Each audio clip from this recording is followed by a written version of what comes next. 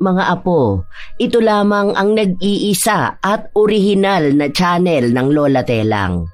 Hiling sana ng Lola na tingnan muna ang channel na pakikinggan ninyo kung ito ay mga istorya ni Lola Telang Channel. Dahil marami na ang mga manlolokong patuloy na kumukuha at nagre-re-upload ng mga istorya ng inyong Lola. Maging mapagbantay sana tayo at huwag kayong magpaloko. Alipin naman talaga kita dahil sa akin ka nagtatrabaho. Huwag mo nga ako matawag-tawag na Armando. Ang sagwa niyan para sa gandang meron ako, no? Mukha ba akong tika sinakargador kagaya mo? Sa ganda ko, napagkakamala na akong babae. Tapos tatawagin mo akong Armando? Ew! Sa'yo mas bagay talagang tawagin na Rodrigo dahil sa matun mong katawan at boses. Dapat hindi ka sa salon, doon ka sa construction, magbuhat ka ng semento, tawag ka na ni Foreman, buhos na raw! Wow! Makaiw ka sa tunay mong pangalan. Kahit anong gawin mo, bakla ka rin kagaya ko. Mas matigas lang ang boses ko kasi sa'yo iniipit mo. Pilit na pilit ka magpakababae, mukha namang espasol yung mukha mo. Sa salon ka nga nagtatrabaho, pero hindi ka marunong mag-blend ng make-up. Hindi pa pantay magkilay. Huwag mo nga ako niyayabangan. Kung sa construction ako tagabuhat ng semento, ikaw naman nilagay mo sa mukha mo ang masilya. Yang magaspang mong ugali at baku-baku mong mukha, hindi niya madadaan sa palitada. Ambisyosang bakla. Hindi maitatanggi na ang maituturing na anay sa pagkakaibigan ay ang inggitan. Ganon din ang naging dahilan ng pagkasira ng dati matatag na samahan ni Rodi at Armea. Dahil sa pagkakasakdal sa paggamit ng itim na kapangyarihan para makapinsala sa kapwa, naging mas higit pa pala ang magiging balik nito. Magagawa pa nga kaya nilang maibalik ang sigla ng pagkakaibigan o tuluyan na silang magpapalamon sa sumpa ng bawat galit na kaluluwa. Oh, bakit ako na naman na nakita mo, Aber?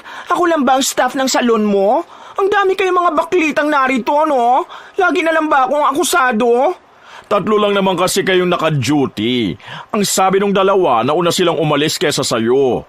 Isa pa hindi kita sinisisi. Nagtatanong lang ako. Magkaibang inaakusahan sa tinatanong, no?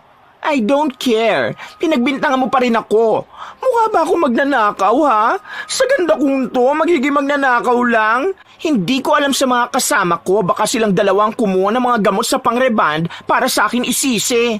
Tapos sila maghahatian kapag naibenta na nila. Mas matagal naman ako rito, no? Ilang mga tao na nagpalit-palit pero hindi naman nawawalan. Nung dumating lang sila. Noon pa lang may mga nawawala ng gamit, hindi ko lang masyadong pinupuna. Pero ngayon mas malala na eh. Ilang bote na ng gamot ang nawala. Tapos ang bilang ng mga nagpareban sa atin, kakaunti lang.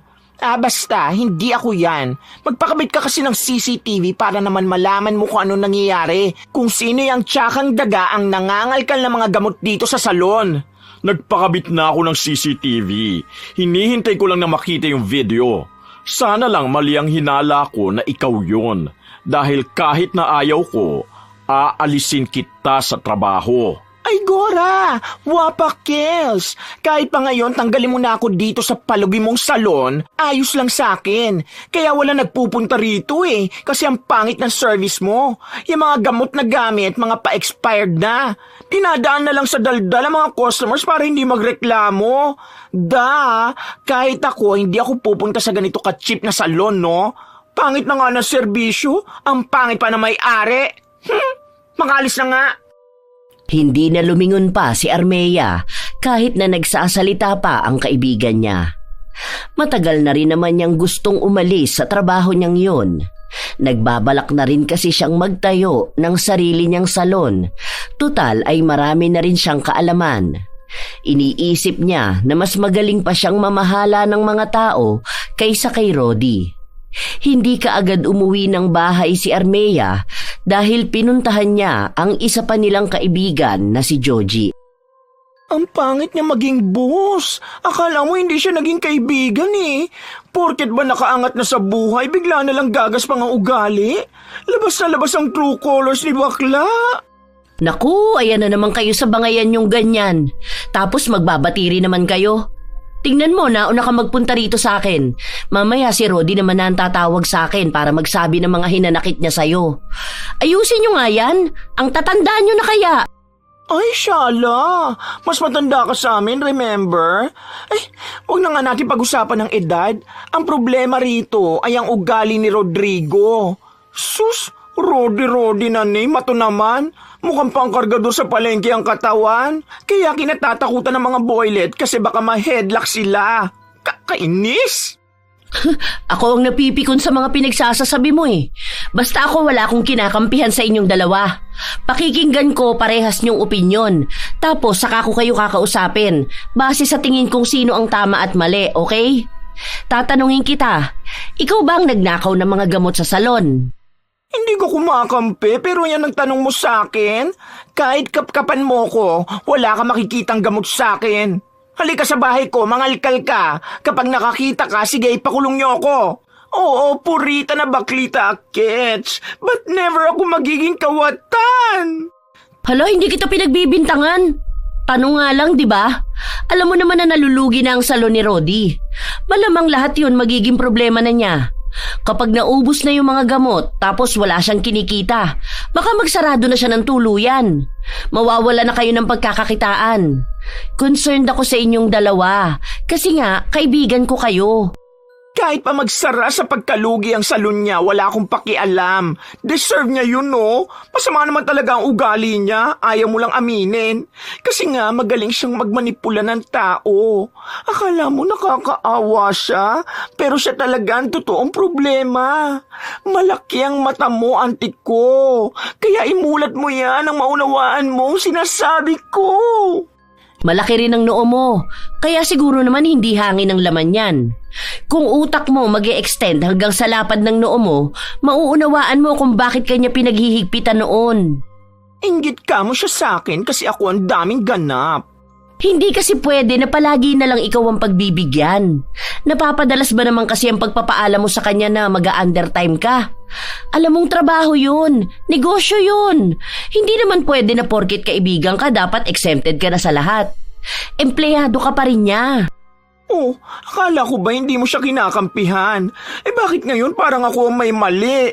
Kaloko kayong dalawa? Parang mag-isa na lang ako Bahala ka na nga dyan. Kayo na lang ang mag-usap na dalawa. Hoy, dito ka lang. Armea, nag-uusap pa tayo. Hay, ang bakla nagtampururot. Ang gulo talaga ng dalawang to. Laging hindi nagkakaintindihan Para na nila akong nanay. Hinihintay na lang ni Joji na tumawag sa kanya si Rodi at yun na nga ang nangyari. Inaya siya nito na magkape para makapag-usap. Kahit na nais na ni Joji na magpahinga dahil sa pagod sa trabaho, binigyan niya pa rin ng oras ang mga kaibigan para lang marinig ang mga hinaing nila sa isa't isa. Pagkarating ni Joji sa tagpuan, naroon na si Rodi at baka sa mukha niya ang pagiging problemado. Oh, go na bakla, ikaw naman ang magsalita para alam ko kung anong nangyayaring kaguluhan sa inyo. Ano na naman ang bagong issue? Nakita mo na ba yung video kung sinong nagnanakaw ng mga gamot? Oo, yung naglilinis kada umaga. Paunti-unti niyang kinukuha yung mga gamot. Tapos yung mga mahal pa. Stress na ako. Hindi ko na mababawi yung mga nalugi ko. Tapos hindi pa kami magkaayos ni Armea. Ang dami tumatakbo sa utak ko. Hindi na nga ako makatulog na maayos sa gabi kasi puro na lang problema. Alam mo yun, parang hindi ako nilulubayan. Yan na nga ang sinasabi ko. Kanina si Armea yung kausap ko. Oo, galit pa rin sa'yo. Dapat kasi una pa lang tiningnan mo na muna bago mo siya pinagbintangan. Naiintindihan ko naman kung bakit siya naiinis Parang iniisip niya na sa tagal na ng pinagsamahan nyo, parang hindi mo man lang siya pinagkatiwalaan. Saka naiintindihan din kita. Kasi naman sa dami ng problema mo, mahihirapan ka naman talagang makapag-isip ng maayos. Sa day off ko, kakausapin ko kayong dalawa. Mali, paghaharapin ko pala kayo. Ayoko na nag-aaway kayo ng ganyan. Oo nga pala, ano nang plano mo sa salon mo? Susubukan ko pa rin. Kung hindi ko na talaga kaya, wala na akong magagawa kundi magsarado na. Wala Mababaon ako sa utang kapag pinagpatuloy ko pa to. Hay, Ano naman susunod? Paano ka na niyan? Di maghahanap ako ng ibang salon na papasukan ko. Marunong din naman ako kahit sa barbershop. Kahit sana lang. Kailangan ko magpatuloy sa buhay Kahit na feeling ko ngayon wala na akong patutunguhan. Pagsubok lang yan sa'yo, Mariko. Basta kapag kailangan mo ng tulong ko, ha? Andito lang ako palagi. Saka kapag nagkaayos na kayo ni Armea, magtutulungan ulit kayo katulad noon. Kapit lang. Pinipilit man ni Rodi na maging mas matatag, hindi niya pa rin maiwasan na manlumo sa nangyayari sa buhay niya. Hindi niya alam kung kailan ba nagsimulang maubos ang lahat sa kanya. Dati naman, pabor sa kanya ang swerte dahil malakas ang salon niya. Ang dami ring iba't ibang trabaho na nakukuha niya. Kung gaano kataas ang naging takbo ng buhay niya, ganun naman kababa ang nilagapak niya ng isang iglap lang. Sumasabay pa ang problema ng pagkakaibigan nila ni Armea. Oh, ito ang bag ko. Check mo na bago ko mag-goodbye sa cheap na salon mo. Wala akong ninakaw Kahit na ipit o pantakip sa tenga, hindi ako nagtangay. Mamaya magkalat ka ng fake news kapag wala na ako. Sabihin mo pa sa sangkabaklaan na kaya ako nawala rito dahil nagtangay ako ng mga gamit. Kaya ko rin bumili ng mga ganyan, no? Hindi naman kasi kita pinapaalis. Saka nasabi ko naman na sa'yo na hindi ikaw ang salarin, di ba? Kahit na, hindi ko pa rin makakalimutan na pinagbintangan mo ko, no? Kahit nasa rainbow na ako, hindi yun mawawala sa isip ko. Basta yan, wala akong kinuha, Gogora na ako dahil ayoko na sa mabahong amoy ng salon mo. Kaya mo na yan mag-isa. Bawiin mo ang lugi mo. Deserve mo naman siguro yan kasi ang attitude mong boss. Babush! Umirap si Armea bago siya lumabas ng salon. Ayaw na niyang magtiis pa na makasama si Rodi. At ang matagal na samahan nila ay binasura na rin niya.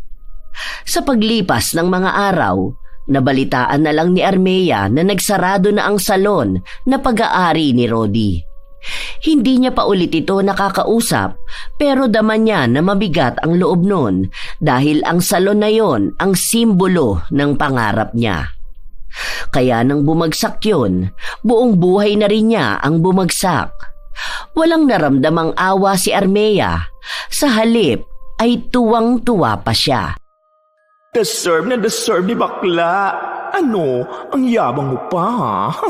Nasa na ngayon ang tapang mo? Siguro mukha kang tanga na mag-cry-cry sa bahay mo. Daanin mo na naman sa mental health problem mo yan.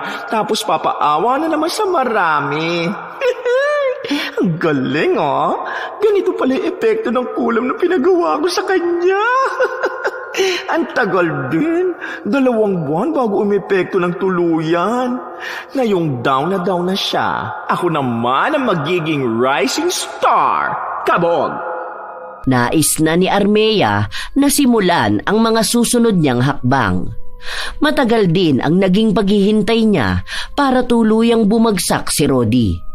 Hindi pa siya naniniwala noon na gagana ang kulam na pinagawa niya. Ayaw niya na gawin yun bilang pisikal na sakit, kundi sa pagbagsak at pagpigil ng mga buenas na darating kay Rodi. At yun nga ang nangyari.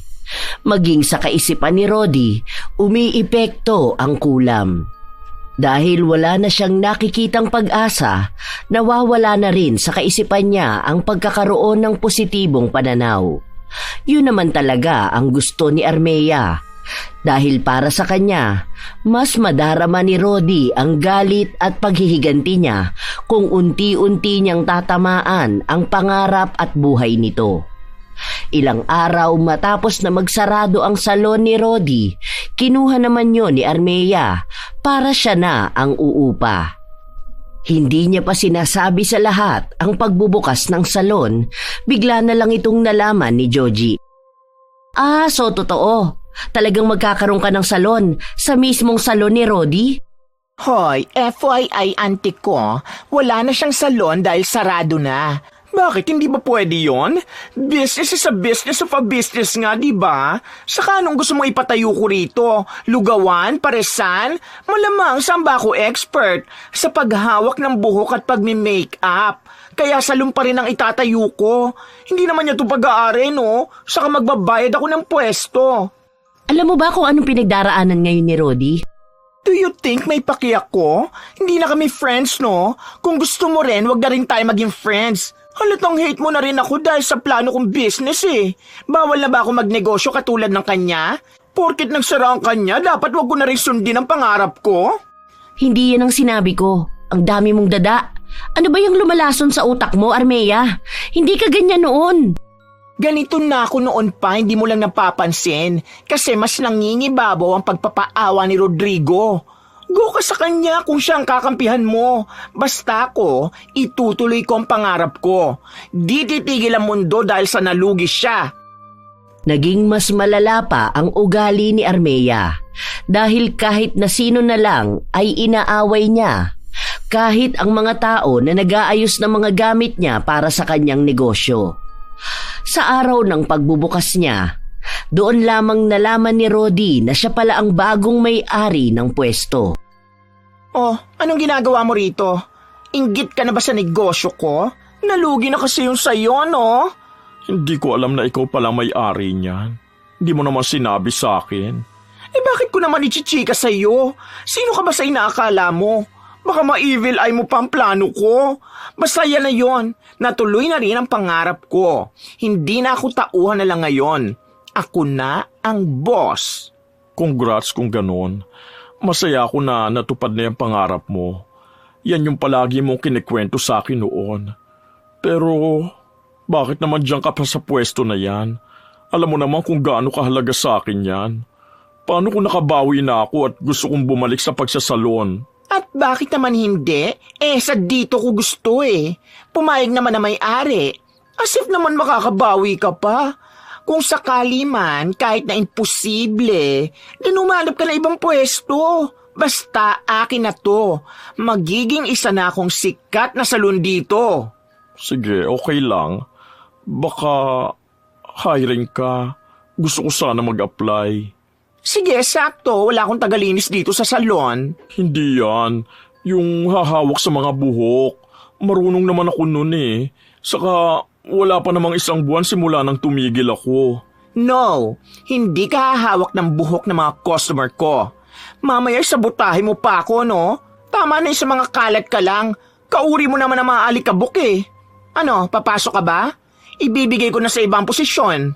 Oo, sige na. Okay na yan. Wala akong mahanap na trabaho ngayon eh. Perfect! Go na sa loob at maglinis ka na. Siguraduhin mo na wala akong makikitang pakalat-kalat na buhok sa floor, ha? Yari ka sa akin. 2 araw na ang nakalipas, bilang lang sa daliri ang pumasok sa loob ng salon.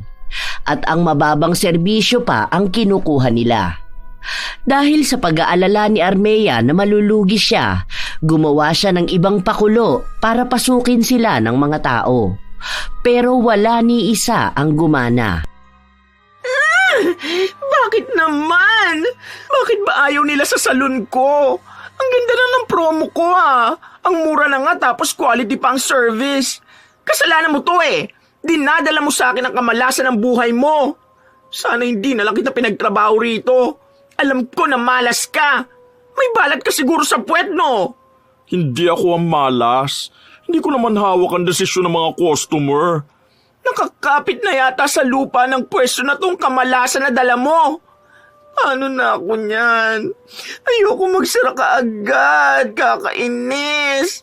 Siguro sa sobrang inggit mo sa akin, pinakula mo ko, ano? Ha? Bakit ko naman gagawin sa iyan? Hindi ko alam yung sinasabi mo. Huwag mo akong pagbintangan ng masama. Kahit na kailan, hindi ko naisipan na magpakulam ng tao. Oo, ginawa mo yon. Kunwari ka pa eh. Alam ko na nung nalaman mo na ako nang nabubuhay sa pangarap mo, gagawa ka naman ng paraan para mapabagsak ako.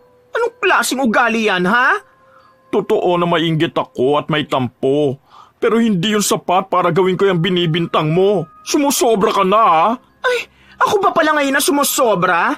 Mabuti nga mabait pa ako para ipasok kita ng trabaho. Hoy, para sabihin ko sa'yo, Rodrigo, walang tatanggap sa'yo dahil wala ka namang kayang gawin eh. Mabait pa nga ako kung makitungo sa'yo. Samantalang nung ako nagtatrabaho sa'yo, lahat na lang ng gagawin ko sisitahin mo. Akala mo ba hindi ko dinamdam lahat yon? Para sabihin ko sa'yo, Armando, mas marami akong kayang gawin kesa sa'yo. Ako ang nagturo sa'yo mag-reband. Kung hindi dahil sa akin, hindi mo naman malalaman yung mga gamot na dapat gamitin, kung ano ang magandang brand at kung saan nakukuha. Hindi ko na dapat isusumbat sa'yo, kaso ganyan ka makitungo sa akin. Magkaibigan tayo, pero ngayon, akala mo alipin mo ko? Alipin naman talaga kita dahil sa akin ka nagtatrabaho. Huwag mo nga ako matawag-tawag na Armando. Ang sagwa niyan para sa gandang meron ako, no? Mukha ba akong tika sinakargador kagaya mo?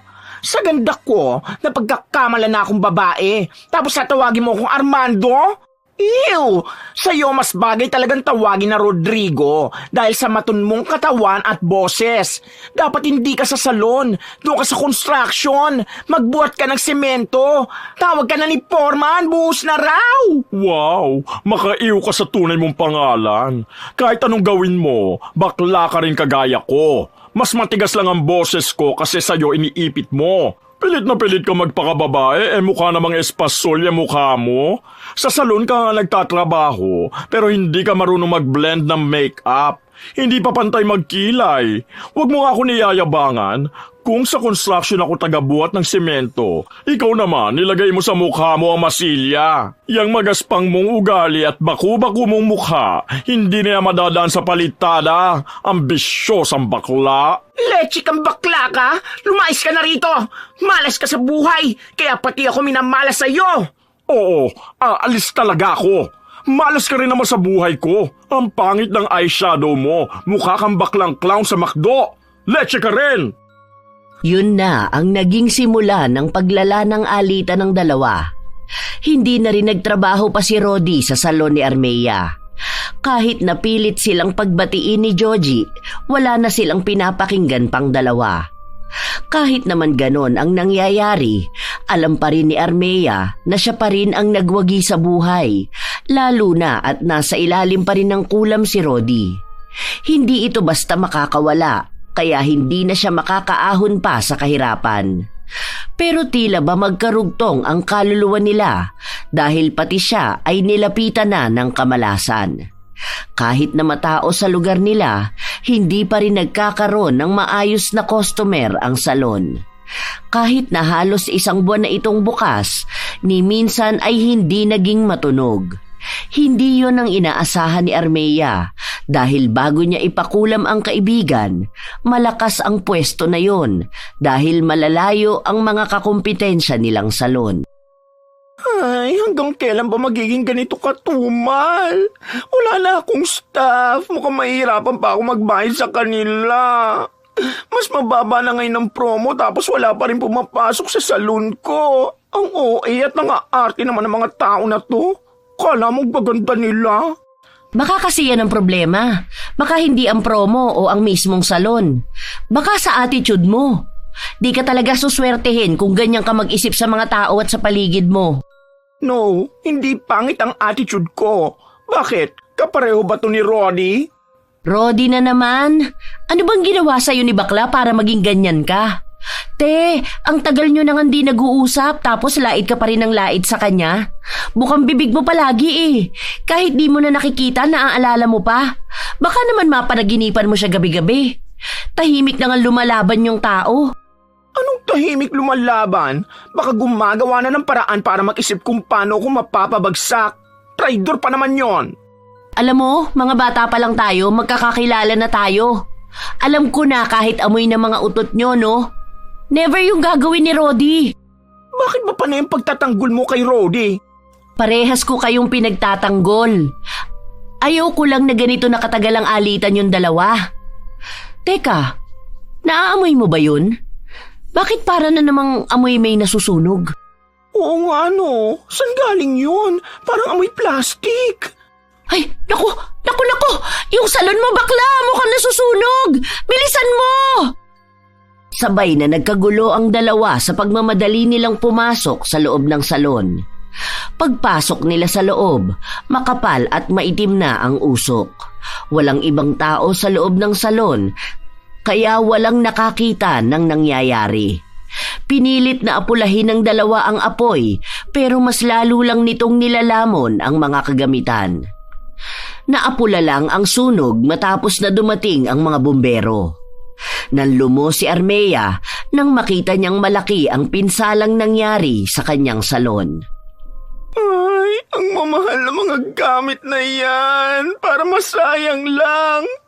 Ubus yung mga plancha at blower ko. Tapos yung mga gamot at pangkulay ng buhok. Ganon din naubos. Malaking lugi to. Ang beauty ko na stress na. Ayoko magkaroon ng wrinkles. Baka magmukha akong oldie like Roddy.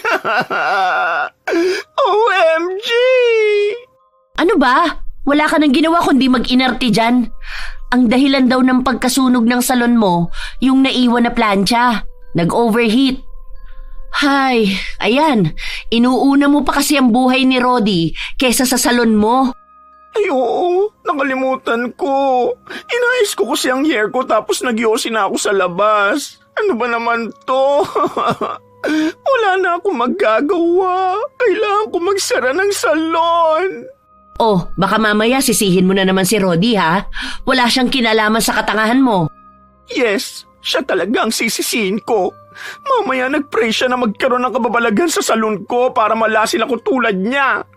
Kung hindi lang siya naiinggit sa akin, malamang dagsa ng tao sa salon ko. Hindi niya yan gagawin dahil alam niya ang pakiramdam na mawalan ng kabuhayan at pangarap.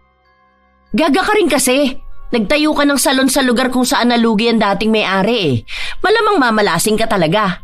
Ikaw ba naman ang humahabol sa kamalasan eh? Ewan ko ba sa'yo, Armando? Yang utak mo ata napunta na sa fake eyelashes mo. Hey, huwag mo pansinin. Paubos na nga eh. Exactly! Paubos na rin kasi ang utak mo. Magbati na lang kayo ni Roddy tapos magtayo kayo ng salon yung dalawa para pareho kayong boss. At tigilan mo yung pagmamaldita mo sa kanya. Hindi pa rin nakinig si Armea sa sinabi ng kaibigan nila. Dahil para sa kanya, dapat ay siya naman ang lumamang. Pero mukhang ang tadhana na ang gumagawa ng paraan para iparamdam sa kanya na malas din siya sa buhay. Sa paglipas ng mga linggo, nahihirapan na rin siyang makahanap ng trabaho. Ang mga dati niyang pinapasukan, hindi na nababakante, kaya wala nang naibibigay sa kanya. Dahil sa nangyayari, nauubos na rin ang pera at ipon niya. Kamalas-malasa naman sa buhay. Bayaran ng upa ngayon tapos naubusan pa ako ng gasol. Las na bigas na nga lang itong maisasaing ko eh. Ay, buhay. Uy naman ganito ang aking life. Please naman, ako naman ang swertihin. Sunod-sunod na kamalasan ang nangyari sa kanya. Naputulan din siya ng tubig habang naliligo siya. Kahit na nasa labas siya ng bahay, kung ano-ano na rin ang nararanasan niya. Dahil para bang paulit-ulit lang ang takbo ng kanyang buhay sa kung paano rin minamalas si Roddy. Hindi na siya mapakali, kaya nakipagkita na naman siya kay Joji. Sakto na walang trabaho ito, kaya pinapunta siya ni Joji sa bahay niya. Nakakaloka, auntie ko. Ewan, bakit ba malas ng buhay ko? Alam mo kanina pagtawid ko papunta rito, muntikan pa ako masagasaan ng fully charged na e-bike. Paano kapag namatay ako, di ba? Kakaya sa burol ko, tatawanan ako kasi bakit yung full charge na e-bike pang nakapatay sa akin? Ay, ano ba to? Ay, sorry bakla. Natawa ako sa full charge na e-bike. Bakit naman kasi hindi ka tumitingin sa tinatawiran mo? Dapat mga ganyan, titingin ka sa kaliwat kanan mo. Tapos saka katatawid kapag may truck na parating. Mas mahal kasi bayad nun. Ay, funny ka na dyan? Sorry na nga, di ba? At least ako marunong ako mag-sorry. Eh ikaw ba? Kaya mo ba yung sabihin kay Roddy? Ay, why ako mag-sorry sa kanya? Wala akong ginagawang masama ah. Siyang may kasalanan sa akin, woy. Habang nag-uusap ang dalawa, biglang may kumatok sa pinto. Sumigaw lang si Joji na bukas yun at pinaanyayahan na pumasok. Nagulat pa si Armea nang makita niyang si Rodi yun. Ramdam na ramdam ang tensyon sa dalawa. Oh, hindi mo naman sinabi sa akin na may bisita ka palang iba. Sana mamaya na lang ako nagpunta. Aalis na lang ako. May nakakalasong hangin dito. May toxic kasi.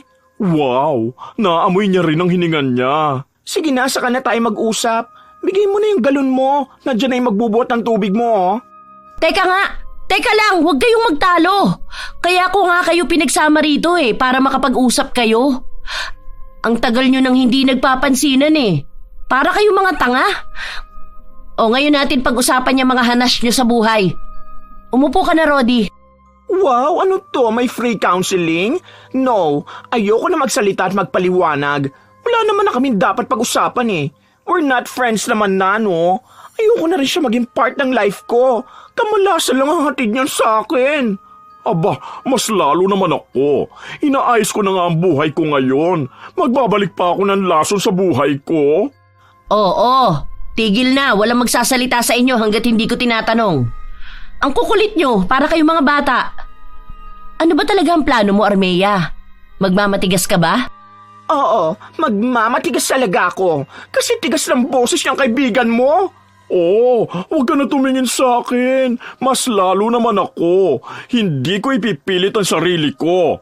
Katulad ng pagpupumilit niya magboses babae. Hoy, hindi ako nagpupumilit, no? Natural voice ko to. Natural voice mo? Ano ka, babae pinanganak? Noon nga sabay pa tayo nagpatuli, hindi ba? Yang boses mo, akala mo tatay. Kita mo na, Joji? Yan, sa ganyan bang attitude tingin mo ba patatawarin ko yan? Wala akong kasalanan sa'yo. Baka ikaw may kasalanan sa akin. Ang dami mo masasakit na sinabi sa akin. Tapos kung ano-anong pinagkakalat mo sa iba nating mga kaibigan, akala mo yata hindi ko mababalitaan na sinasabi mo sa kanilang may pagkademonyo ako kaya minamalas ka sa buhay. Bakit? Totoo naman, di ba? Kung hindi naman talaga dahil sa'yo, hindi naman ako mawawala ng salon. Shhh! Tigil! Hay! Sumasakit ang ulo ko sa inyong dalawa. Aayusin natin to. Magiging katulad ulit kayo ng dati. Magkakaibigan tayo, kaya dapat magkakasundo tayong lahat. Pwes ako, ayaw ko, babush! Hoy, dito ka lang! Armea! Ano ba naman yan? Ang titigas talaga ng mga bungo ng mga bakla. Pabayaan mo na yan. Mayabang naman na yan simula pa noon. Kasi naman, ayokong parehas na nga kayong problemado sa buhay, magkaaway pa kayo. Baka ganun talaga. Hindi naman panghabang buhay na kaibigan ng isang tao. Anong nangyayari sa'yo? Papayat ka yata ng papayat Lawlaw na ang mga braso mo. Tapos bagsak na yung mukha mo. Sa stress ko siguro to. Matagal na akong hirap makakain at makatulog Ang dami gumugulo sa utak ko. Inaatake pa ako ng anxiety at depression. Simula kasi na mawala ang salon ko, parang lahat na ng bigat nasa akin na. Wala pa akong mahanap na trabaho. Putol ang kuryente ko ngayon. Mabuti na nga lang sa akin yung bahay. Kung hindi baka napalayas na ako dahil walang pambayad ng rent. Gusto mo ba na dito ka na lang muna sa bahay ko? Hindi na. Ayoko makaistorbo ng iba.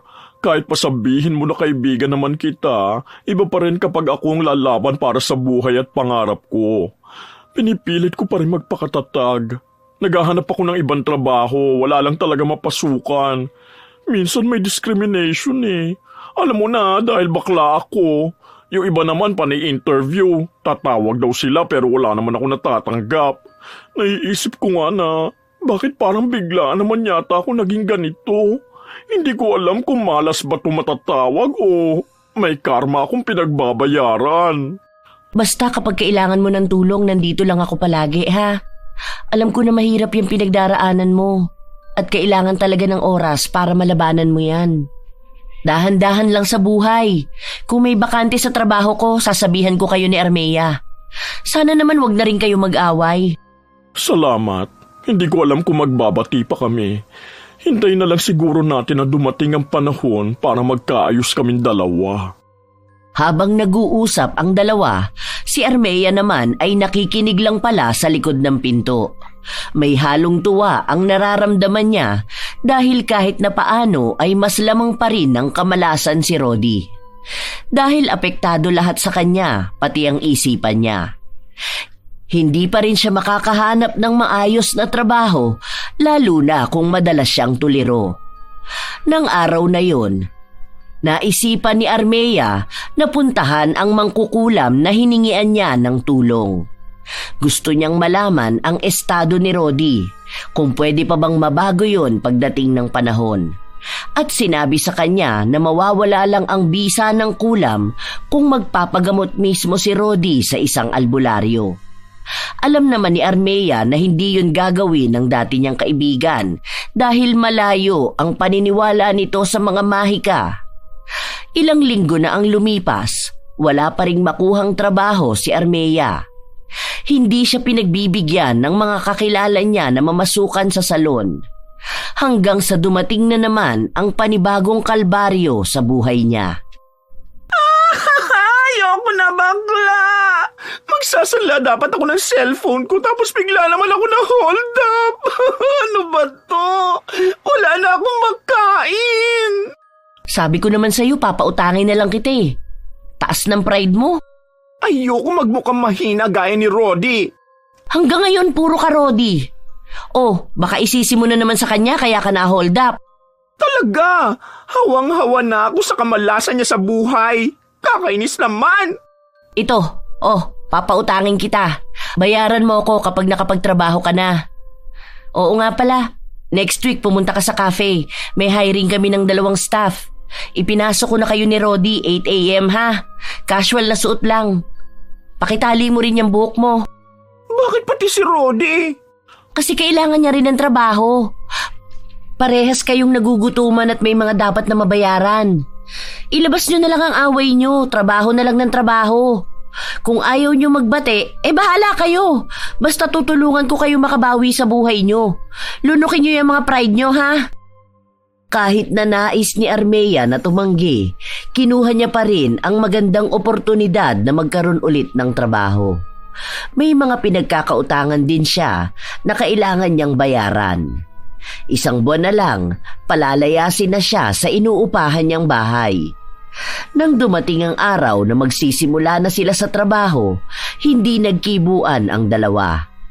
Kahit na magtinginan ay hindi nila ginawa, hanggang sa silang dalawa na lang ang naiwan sa loob ng cafe dahil sila ang magsasarado nun. Make sure mo na nakahugot lahat ng saksakan, ha? Huwag mo ako utusan, di kita boss. Hindi kita inuutusan. Sinasabi ko lang dahil mas malapit ka dyan. Nakikita mo inaayos ko ang mga upuan. Alam ko naman ang ginagawa ko, no? Ikaw ang ayusin mo ang trabaho mo dyan. Baka bukas may mga nakakalat na namang upuan. Mapagalitan na naman lahat ng staff. Nakikita mo na nga inaayos ko, di ba? Bulag ka ba? Huwag mo ako simulan ngayon, ha? Huwag din ako. Ang hirap mong pakisamahan. Kahit hindi ka na pinapansin, masyado kang papansin. Ano ba talagang problema mo, ha? Ikaw mismo ang problema ko. Dahil tuwing nakadikit ka sa akin, puro na lang kamalasan na nangyayari sa buhay ko. Palibasa pinanganak kang malas, kaya pati sa akin pinapasa mo na. Laking pagsisisi ko talaga na kinaibigan kita noon eh. Hoy, Armando. Baka nakakalimutan mo na ikaw ang lapit ng lapit sa akin noon. Halata namang plastic at manggagamit ka. Wala ka kasing baon nung nag-aaral tayo, kaya panay ka buraot sa akin. For your information, ikaw ang walang kaibigan kaya ikaw ang panay papansin sa akin. Paano ka ba naman magkakaroon ng kaibigan? Ang sama ng ugali mo. Hindi mo alam kung anong pagtitiis ang ginawa ko ng mahabang panahon. Ano, hindi mo aaminin na dapat tayong dalawa may-ari ng salon? Kaso anong ginawa mo? Inutumo ko at sinabi na sa'yo na lang muna ipangalan kasi mas mahal ang magagasto sa pag-aayos ng permit kapag partnership. Tapos sa huli, naging tauhan mo lang ako. Pinaliwanag ko sa iyo noon kung bakit ganun ang ginawa natin. Bakit? May malaki rin naman ako ambag sa iyo ah. Mas malaki ang sahod mo kaysa sa ibang staff. Masyado ka kasing demanding. Umaasta ka na, boss. Dahil dapat boss naman talaga ako. Dalawa dapat tayo sa usapan, pero masyado kang tuso. Gusto mo iulan lagi ang spotlight. Gusto mo, ikaw lagi magaling. Pinagyayabang mo sa buong sangkabaklaan na ikaw ang nagpakahirap sa salon. Ano ako doon, ha? Ikaw lagi ang bida. Hindi to pang MMK para ikaw ang bida sa kwento ng buhay mo. Ano? Ano sinasabi mo na pinagyayabang ko? Hindi ba pwedeng proud lang ako sa naipundar ko? O di ba nagpatayo ka rin naman ng salon mo? Ano nangyari? Nalugi. Kasi alam naman natin na hindi ka marunong mag-handle ng negosyo. Masyado kang pabaya. Masyado ka kasing pabida. Marunong ako sa negosyo. Ang problema ko lang ang kamalasan mo. Yung evil ay na ginagawa mo sa akin. Kapag mga taong ganyang kasama ang ugali, malamang mas epektibo. Pwede ba nalubayan mo naman ako? Isama mo na sa malayo yung kamalasan mo. Ay, bakit ako ang lalayo? Ikaw ang lumayo sa akin. Dahil minsan iniisip ko na ikaw ang dahilan kaya ako nagkakaganito. Dahil noon pa lang, ang dami mo nang inggit sa akin. Pinagbanta mo pa ako na ipapakulam mo ko, di ba? Dahil may kaibigan kang galing sa probinsya. Paano kung totoo? Ewan ko sa'yo, hindi ko alam na bakla ka na nga, madali ka pa maniwala sa mga kulam na ganyan. Kasi kung gagawin ko yan mismo sa'yo, baka sumusuka ka na ng ipis. Ay hindi pala, ng uod, kasi nabubulok na ang budhi mo. Kapag napatunayan ko talaga na ikaw may kasalanan na nangyayari sa akin, hindi kita titigilan. Sinasabi ko sa'yo na mararanasan mo rin to. Nagkakasakit na ako dahil sa daming tumatakbo sa utak ko. Para na ako nababaliw. Huwag mo isisi sa akin kung bakit ka nababaliw. Karma na yung tumatama sa'yo. Hindi natapos ang sagutan ng dalawa. Umabot pa sa punto na nagkasakitan na sila. Nagbatuhan sila ng mga gamit na siyang dahilan para masira ang ibang bahagi ng cafe. Natigilan lang sila matapos na pumasok ang gwardya at awatin sila. Nang gabing yun, natanggal sila sa trabaho at balak na kasuhan ng may-ari. Mabuti na lang ay naareglo kaagad ni Joji. Ano ba naman kayong dalawa? Hindi naman kayo mga bata para magtalo ng ganong kalala. Hindi na talaga kayo pwedeng magsama pa. Sobrang lala na ng mga pag-uugali nyo. Paano kung hindi ko na pakiusapan ng boss ko? Anong mangyayari sa inyo? Doon naman kayo sa loob ng selda magsasabunutan, ha? Bakit parang ako lang ang sinisisi mo? Ako lang ba may kasalanan dito, ha? Oh, bakit sa akin ka nakatingin? Sa akin mo na naman isisisi ang lahat ng to, ha? Ikaw ang nagsimula, di ba? Ikaw ang hindi makaintindi ng nangyayari. Ikaw ang makitid ang utak.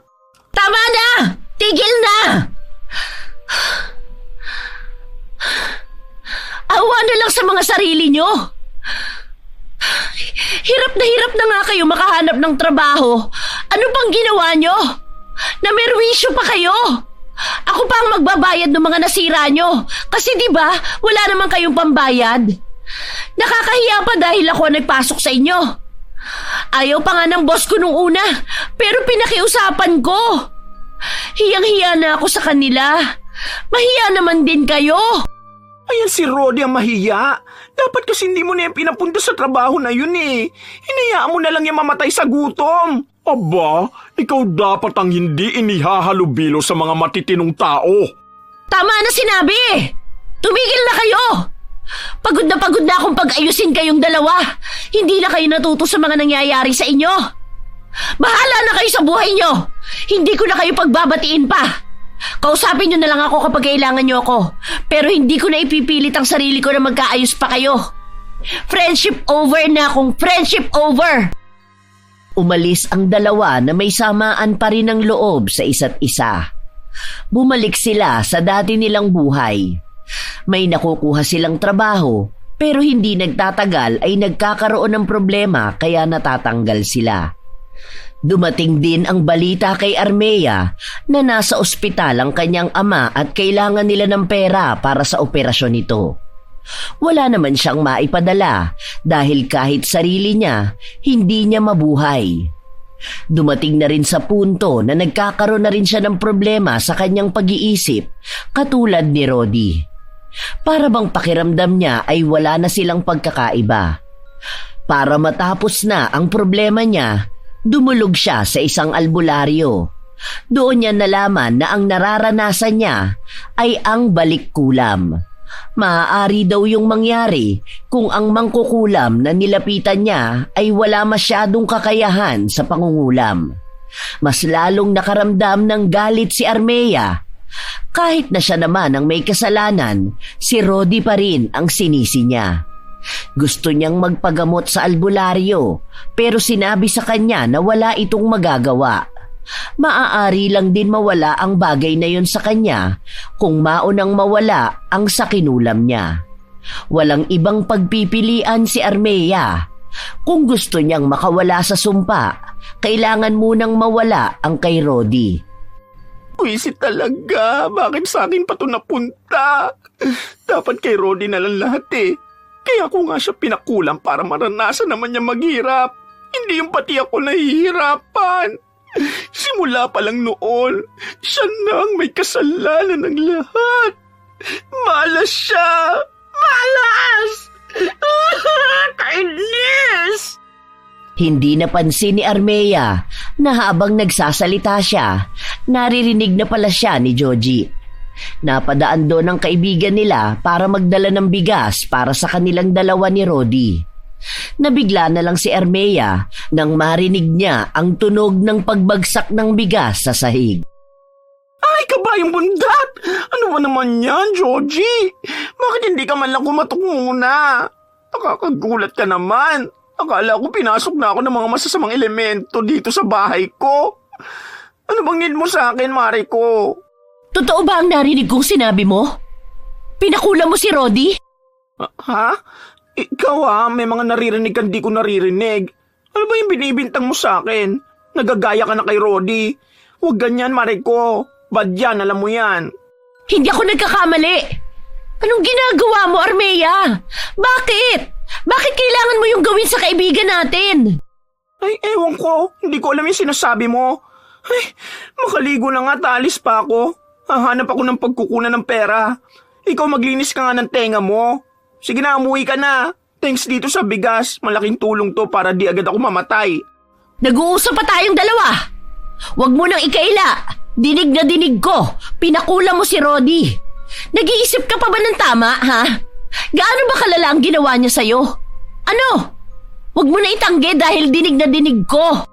Oo na. Ginawa ko na para manahimik ka na dyan. Tapos na, di ba? Nangyari na nga eh. Ang hindi ko matanggap, bakit pati ako nadadamay?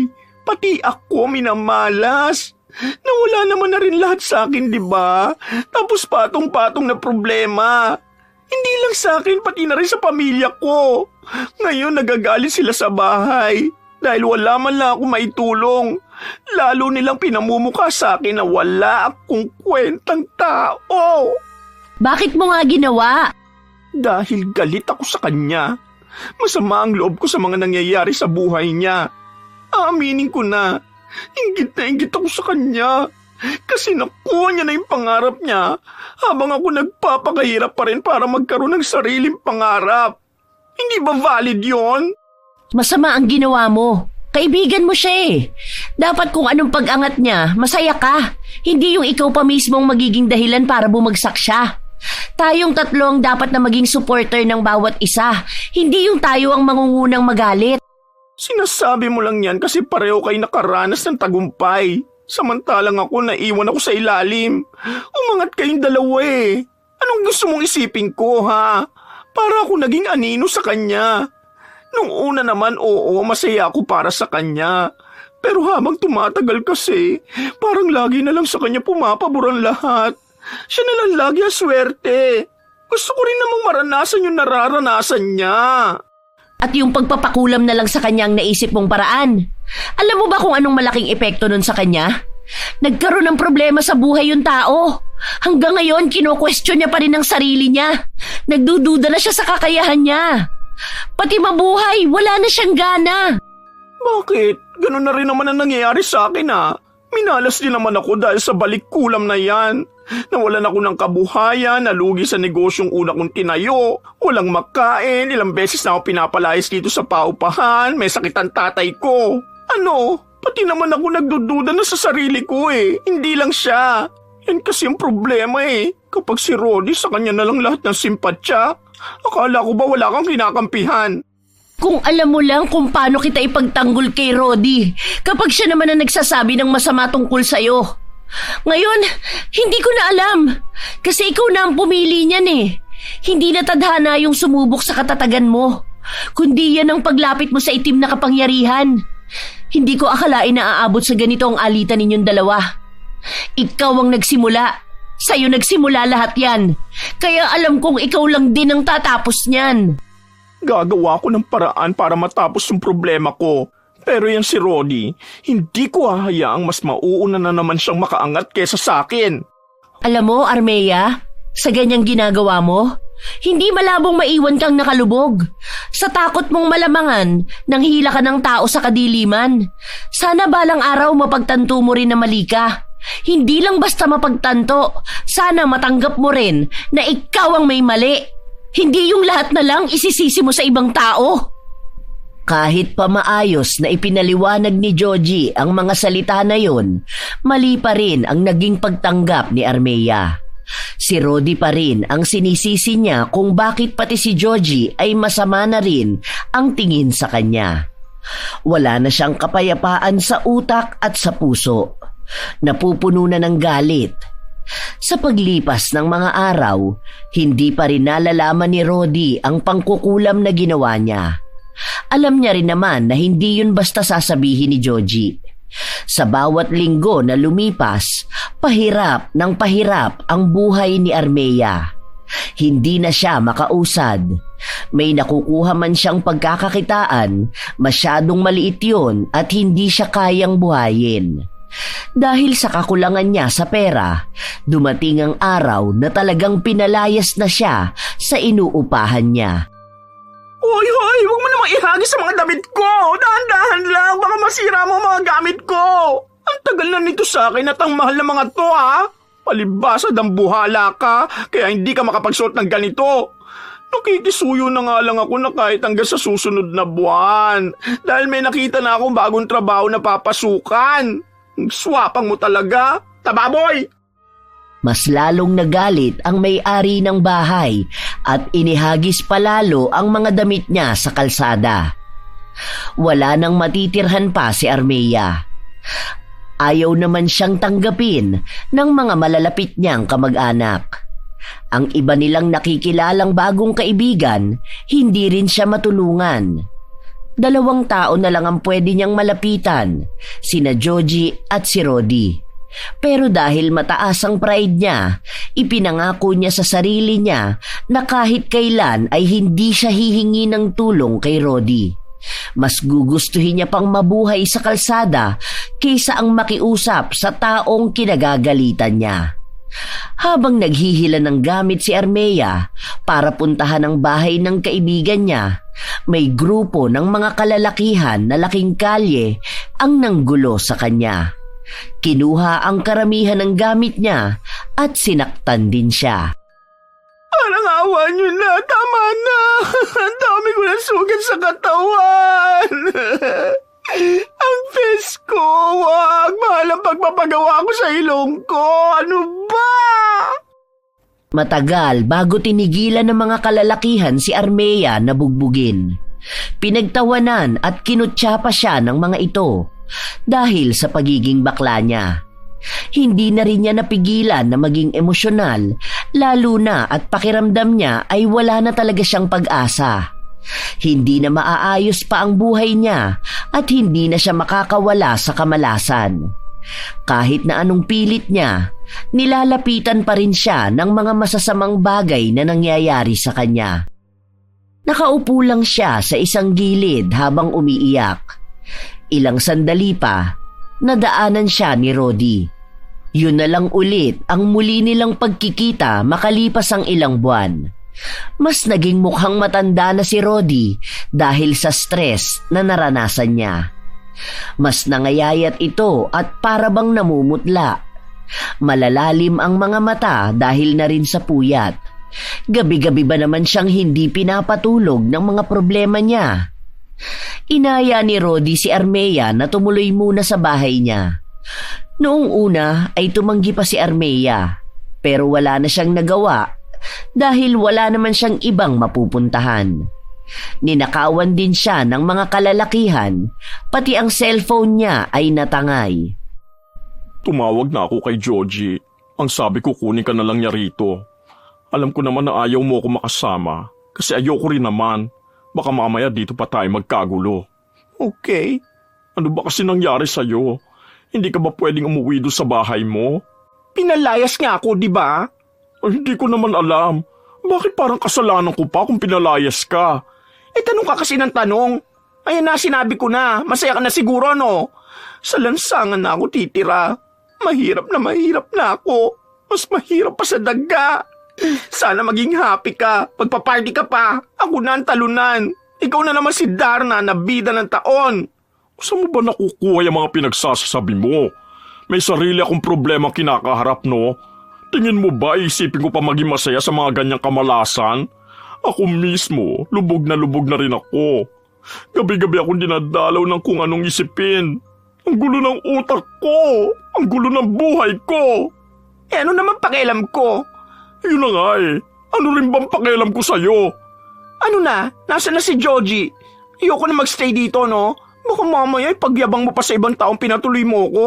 Maging utang na loob ko pa sa ito. Kaya nga ayoko sumama sa iyo. Alam ko nang gagawin mo. Kabisado na kita. Maghintay ka, tinawagan ko na siya. Diyan ka, umupo ka. Kasi yung panay ka reklamo sa buhay mo. Talaga? Magre-reklamo talaga ako sa buhay kung ikaw ba naman ang makakasama ko? Kahit na nasa iisang bahay sila, hindi talaga sila nagkikibuang dalawa. Parehas silang nagmamataas. Inip na si Armea dahil pakiramdam niya nasa loob siya ng isang hawla na wala siyang laya na makagalaw. Ngunit kahit ilang oras na ang nakalipas, walang dumating na Georgie. Hindi na rin ito nagparamdam pa kay Rodi kahit na ilang beses itong tawagan. Ang huling mensahe lang sa kanya ay luluwas ito papunta sa kanyang nobyo. Ano ba yan? Kailan daw siya babalik? Aba malay ko, wala nga reply sa akin. Bahala ka na sa buhay mo. Kung gusto mo rito, sa lansangan ka. Tawagan mo, sabi mo ayoko rito. Uy, wag mo ako utusan ha. Tinawagan ko na, wala talaga. Tumabi ka nga dyan, magbubukas ako ng kandila. Malapit na magdilim. Bakit kandila? Tingin mo ba may pambayad ako ng kuryente? Malamang naputulan ako. Ano ba pakialam mo? Bakit ka nagagalit? Nagtatanong lang ako. O diba, ikaw nga nagagalit kapag tinatanong ka? Baka akala mo ikaw lang ang pwede magalit dito. Halos magkapikunan na silang dalawa. Sa paglipas pa ng mga oras, tuluyan ng sumapit ang gabi. Paubos na rin ang kandila at sa oras na mangyari yun, babaluti na ng kadiliman ng buong bahay. Nakaupo lang si Armea sa sahig habang si Rodi naman ay nasa sofa. Walang kibuan, walang pansinan. Hanggang sa namatay na ang cellphone ni Rodi dahil nalobat ito. Ayan ang kumot kung gusto mo matulog. Mainit tapos magkukumot? Talaga nag-iisip to eh. Bahala ka kung gusto mo papakinggan ng lamok. Di naman kita kargo, ano? Pasalamat ka pa, naaawa ako sa'yo. Ayan. Nagsisimula ka na nga manumbat sa akin. Oo talaga, isusumbat ko sa'yo lahat. Hindi ka ba naman marunong tumanaw ng utang na loob? Sa dami ba naman ang naitulong ko sa'yo? Sa huli ako pa rin na magmumukha masama? Kung makapagsalita ka, akala mo wala akong naitulong sa'yo ha. Baka nakakalimutan mo. Hindi ka magaling humawak ng buhok. Ako pa nagturo sa'yo. Hindi ka naman makikilala sa salon mo kung hindi dahil sa akin eh. Pero ikaw pa tong walang utang na loob. Kinawawa mo pa ako. Anong pagkawawa ang ginawa ko sa'yo? Doon sa hindi kita pinayagan na mag-leave ng 2 araw? Alam mo na ikaw lang ang maaasahan ko sa salon tapos aalis ka pa? Kung pinayagan kita, sana hindi ka kumita na malaki. Sana wala kang pinadala doon sa kapatid mo na nag-aaral ng koleyo. Doon mo nakilala yung loyal client mo na malaki mag-tip, di ba? Iniiba mo usapan natin. Parang lumalabas na ikaw na naman ang bayani. Kasi nga, hindi mo naiintindihan yung mga ginagawa ko sa'yo. Namin ni Georgie. Kahit naman kay Georgie nagagalit ka kapag hindi ka napagbibigyan, di ba? Armea, hindi lahat dapat sa'yo lang iikot. Minsan, kailangan mo rin mag-adjust. Wala akong pake kung magalit ka sa mga sasabihin ko sa'yo ngayon. Pero yung kasi ang totoo. May mga bagay akong ginagawa para sa'yo na akala mo mali. Pero ang gusto ko lang naman, makatulong. Dahil yun ang nararamdaman ko. Pinapadama mo sa akin na talunan ako. Katulad ng sinasabi nila sa bahay. Kaya ganun ang nararamdaman mo dahil yun ang iniisip mo. Hindi porket sinasabi nila sa'yo na wala kang mararating sa buhay, yun na talaga yun. Hirap na hirap din akong buhating ka kasi ikaw mismo nagda-down sa sarili mo. Ang dami namin ginawa para sa'yo pero ikaw, ano bang ginawa mo? Palagi mo sinasabi na ako na lang ang magaling sa lahat. Sa akin mo'y sinisisi, sa akin ka nagagalit. Dahil nakikita ko sa iyo yung mga pangarap na dapat meron din ako. Sinubukan kong gayahin ang mga ginagawa mo pero hindi ko kaya. Dahil doon, nagsimula na ako mainggit at magalit. Ikaw na lang ang bida sa lahat eh. Ikaw na lang. Ay pinipilit mo kasing gumaya. Dapat ikaw sa sarili mo, alam mo kung saan ka mas magniningning. May mga kakayahan kang hindi ko kaya, kaso hindi mo yung pinagtutuunan ng pansin. Ang mas pinagtutuunan mo ay yung mga bagay na kaya ko, pero hindi mo kaya. Sana naman hayaan mo yung sarili mong tuklasin kung saan ka magaling, hindi kung saan ako mahina.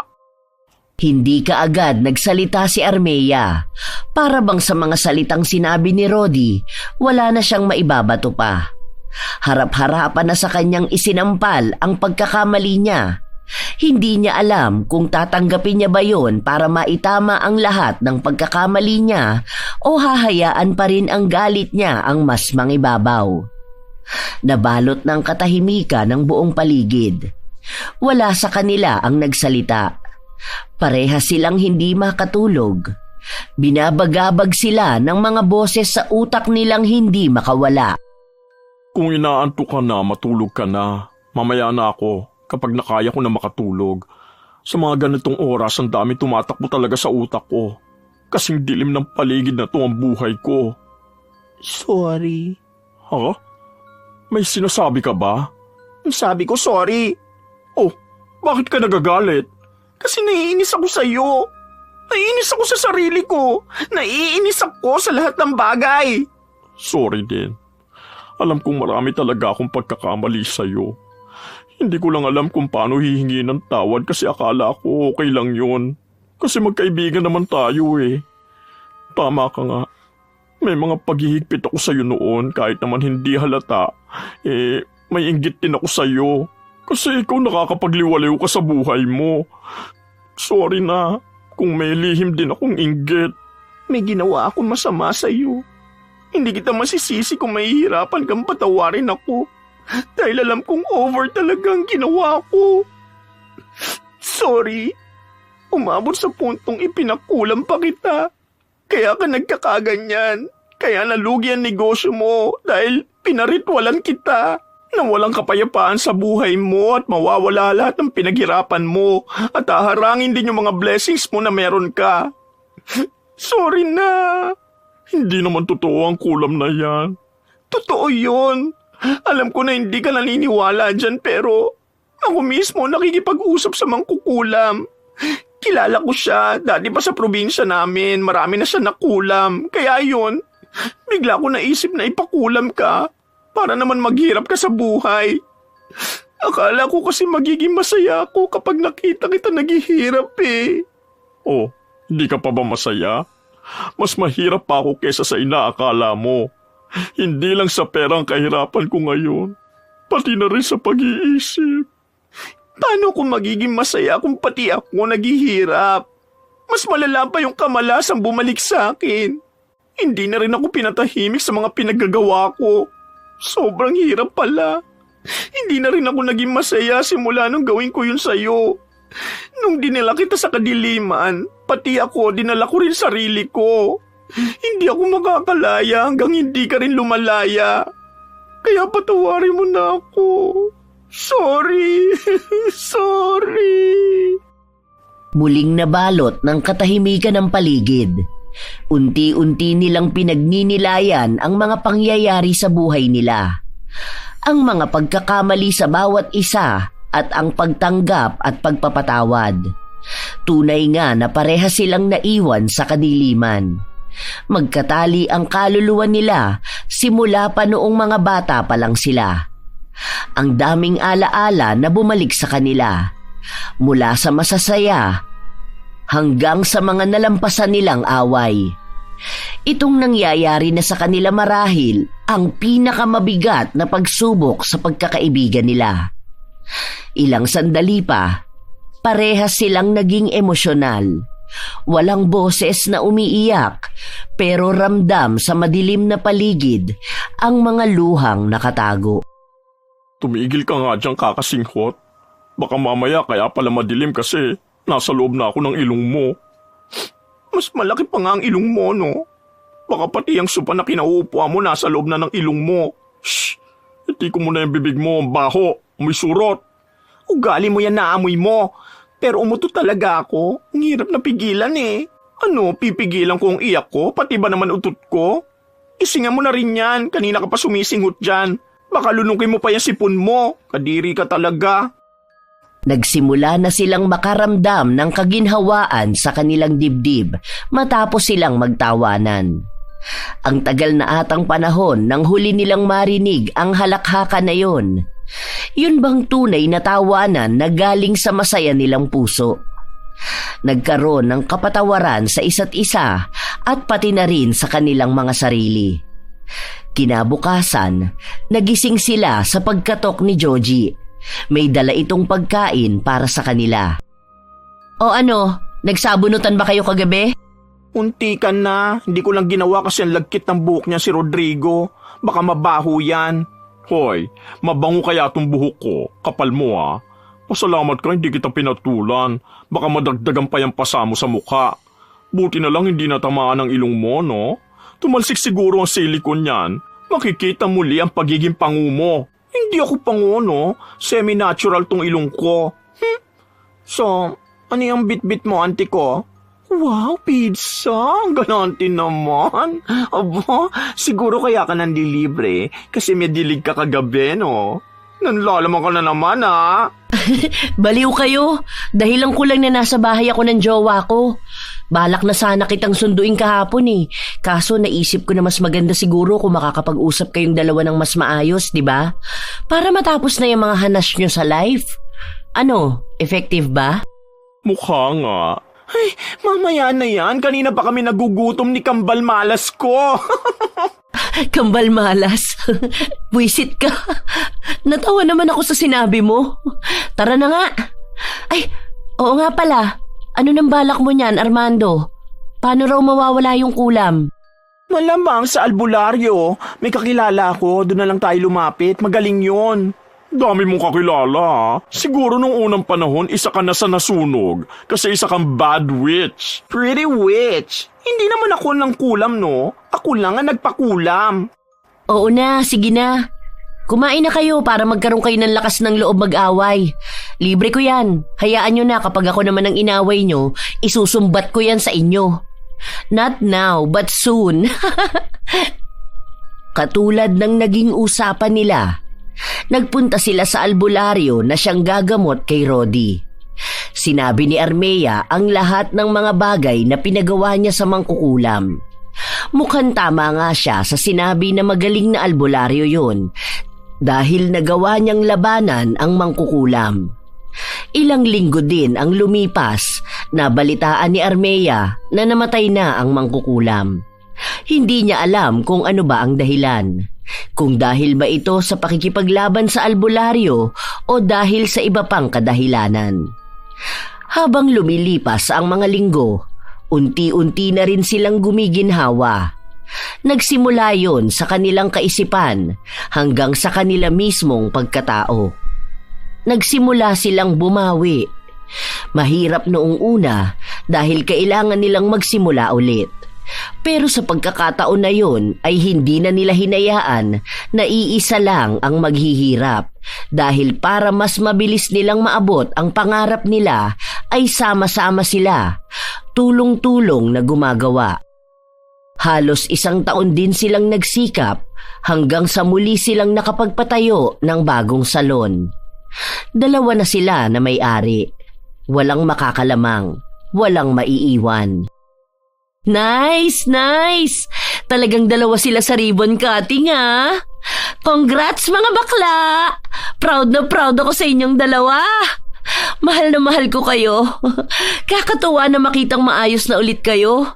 Wala na yung panay rant sa akin. Salamat din, Mariko. Salamat sa inyong 2 kasi hindi niyo ako sinukuan. Kahit na ang tsaka ng attitude ko, love na love niyo pa rin ako. Iba talaga kapag may face card, no? Mahal lang lahat kahit hindi maganda ang ugali. As if naman may face card ka. Kung yung face card mo ipambabayad, declined agad yan. Ay, wag na yun. Wag mo ako sinisimulan, Rodrigo. Kahit kailan pwede kitang simulan, Armando. Wag din ako. Mamaya na kayo magsimula dyan. Tara na sa loob, magpapaayos ako ng hair ko. Huy, basta sa kasal ko, ha. Kukunin ko kayong 2. Kayo magme-makeup sa akin at sa mga abay. May discount naman yata, ano? Meron naman. Basta may lumpiang isda sa handaan, ha? Hoy, baka akala mo sa plasang kasalan nila, ha? Sa mamahaling hotel yon. Wala silang ganon. Ay, ganun ba yun? Sayang naman. Gusto ko pa naman nun sa mga handaan. Bakit kapag sosyal na kasalan ba, walang lumpiang isda? Meron, ha? Malamang maglalagay ako nun kasi alam kong favorite nyo yung 2. Simbolo rin yun ng friendship natin. Basta, ha? Sa kasal ko, ayoko mag-aaway kayong 2. Paawat na muna kayo, please lang. Basta sa akin ang bouquet para ako next na ikakasal. Na-imagine ko na magsusot ako ng magandang gown. Tapos bongga ang aking hair. Kabog ang makeup. Ay, ang sayo nun for sure. Oo na, panay ka dyan imagination. Kunin mo na yung gamot para sa reband. Para pagtapos ko rito, ikaw na ang humawak sa buhok ni Georgie. Aba, ayos ka. Panay ka na naman utos, ha. Boss din ako rito. Ah, ganon? Ano gusto mo? Ako gagawa lahat? Wala pa tayong staff, bukas pa sila papasok. Tigilan mo na yung panay-reklamo mo. Gugupitin ko talaga yung pilik mata mo eh. Naging matagumpay ang kanilang negosyo. Kasabay na rin nun na nakakabawi na rin sila pati sa mga sarili nila. Wala na ang pagdududa na hindi nila kaya at hindi sila magiging matagumpay sa buhay. Umabot ng taon ang negosyo nila hanggang sa nagkaroon sila ng iba't ibang mga branch. Nagsimula na rin silang gumawa ng ibang negosyo. Kung ano ang kamalasan na nangyari sa kanila nung mga panahon na magkaaway sila, siya namang pasok ng swerte sa kanila noong nagkasundo na sila. Doon nila napagtanto na kaya siguro hindi dumating ang swerte sa kanila dati dahil alam na hindi pa nila kayang pangalagaan at pahalagahan yon. Ngayon na nagkakasundo na sila sa mga bagay, alam na mas mapapalago na nila yon at hindi hahayaan na basta na lang masayang. Ay, super happy ko talaga, bakla. Totoo ba itong nakikita ng mga mata ko? Nandito na tayo mismo sa pangarap natin. Ito na yung dati sa panaginip ko lang nakikita. Tapos pinag-uusapan lang natin. Parang kailan lang sinasabi lang natin sa sarili natin na magiging successful tayo sa buhay. Siguro naman wala na tayong pagtatalunan yan, no? Baka ipakulam mo na naman ako, ha? O hindi na, ayoko na. Nakakatakot pala yung kulam na yan. Lalo na yung sa balik kulam. Mas malala nangyayari. Isa pa, masaya na ang buhay natin. Wala na akong dapat patunayan sa kahit na sino. Kasi nandito na ako mismo sa pangarap ko. Tama ng isang pagkakamaling yon, ayoko na ulit bumalik sa kadiliman. Sobrang bigat kaya sa dibdib at sa buhay kapag nasa ilalim ng itim na kapangyarihan. Ayaw natin ng black, di ba? Colorful ang bet natin. Ay, buti naman, bumabait ka na talaga, bakla. I love you. Yak! Anong I love you? Di tayo talo, ha? Ew! Doon ka na nga. Tawag ka na ni Foreman, may buhos daw. Kailangan ng kargador para sa simento.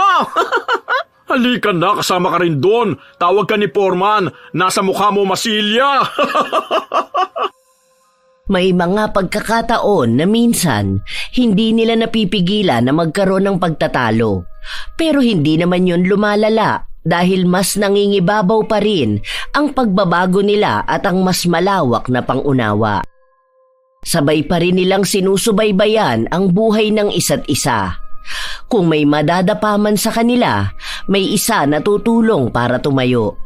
Hindi na nila nakikita ang sarili nila na sabay silang magpapakalugmok at magpapatalo sa galit at magpapasakop sa kadiliman. Alam nilang hindi nila makakalimutan ang madilim nilang nakaraan dahil yon ang parte ng buhay nila na naging dahilan para madala sila sa mas maganda at mas maliwanag na kinabukasan. Sa huli, ang pagkakaibigan pa rin nila ang mas nanaig. Isang patunay na dapat ay walang paligsahan na nangyayari pagdating sa kung sino ang mas magiging angat. Dahil ang tagumpay ng isa ay hindi kailanman ikabababa ng isa pa. Walang saysay ang inggit dahil ang bawat tao ay may kanya-kanyang laban at takdang oras para umani ng tagumpay. Sa halip na hilahin pababa ang iba, mas mainam na hanapin ang sariling landas na magdadala sa pagkapanalo sa buhay. Gawing mas makabuluhan ang pag-angat at huwag iasa sa kadiliman ang pagganti dahil mas mahirap kapag ikaw na ang nakaranas ng mas malalang kapalit. Shout out sa ilan sa mga masusugid na tagapakinig ng mga istorya ni Lola Telang. Mary Jean Constantino from Iloilo City, Ronald Belza Bahado, Chris Villanueva at Adrian Bahado. Rose Masayon from Las Piñas City, Hana Maylin Sesgundo, Riz Magante from Riyadh, Saudi Arabia, Angel Serna from Bulacan. Hi sa inyo, Rose Ann Rama, Lurian Vitalicio, Sydney Crosswind, Concha Dioya from Kuwait, Raquel Hasegawa, Galedo family from Cabuyao, Laguna, Lita Alipio at Catherine Alipio, Bessie Tagapan, Marisa Puhante from Rosario, Cavite, Pureza Tagiwalo, Evelyn Abong Carbakil, Carmela Landayan, Rochely Del Rosario, Danica Dulnuan, Siling Department ng Cosmo Malvar, Batangas, Feby Ranyada, Rosalyn Mangilin, Marcos Balingasa, Narlene Micabalo, Rubelin Eneria at sa Eneria family, Grace Doris Riano, Florence Hervasio, Martina Angdasan, Roslyn Mangilin, Sheren Solero Masagka, Arian Gail Leonora, Razon Yao from Kuwait, Lydia Lopez, June Soriano, Grace Doris Riano, Elizabeth Dunca from Pampanga. Maligayang pakikinig sa inyo, Mary Grace Radovic from Bayern, Germany, Jo Marlon Zaga, Jules Velasco, Maricel Morillo, Ronalyn Rodriguez, Abelita Jade.